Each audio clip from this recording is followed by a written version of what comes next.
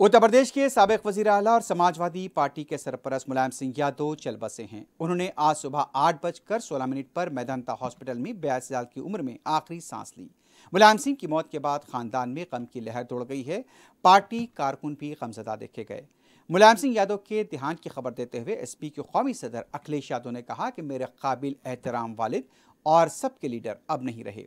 55 साल से ज्यादा सियासत में सरगर्म रहने वाले मुलायम सिंह यादव 22 नवंबर 1939 को इटावा जिले के सैफई में पैदा हुए थे।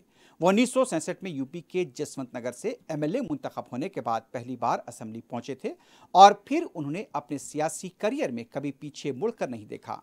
वो 8 बार एमएलए मुंतखब हुए, वहीं 7 बार लोकसभा के रुकन रहे। 70 के दहक में वो जनता पार्टी से पहली बार यूपी के वजीर बने, जबकि 1999 में वो पहली बार यूपी के वजीर आला बने।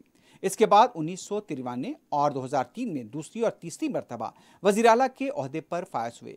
मुलायम सिंह यादव ने 1992 में समाजवादी पार्टी की बुनियाद रखी थी और 1993 में बीएसपी के साथ मिलकर हुकूमत बनाई। वजीर आजम नरेंद्र मोदी ने मुलायम सिंह यादव के देहांत पर अफसोस का इजहार किया है और दूसरी तरफ यहां पर आदित्यनाथ योगी ने, जो कि उत्तर प्रदेश के वजीर आला हैं, रियासत में 3 दिन के शोक का ऐलान किया। उन्होंने ट्वीट किया, लिखा कि मुलायम सिंह यादव की मौत बहुत ही अफसोसनाक है। उनकी मौत पर उत्तर प्रदेश हुकूमत ने 3 दिन के सरकारी शोक का ऐलान किया है। कल मुलायम सिंह यादव की आखिरी रसूमात अदा की जाएगी।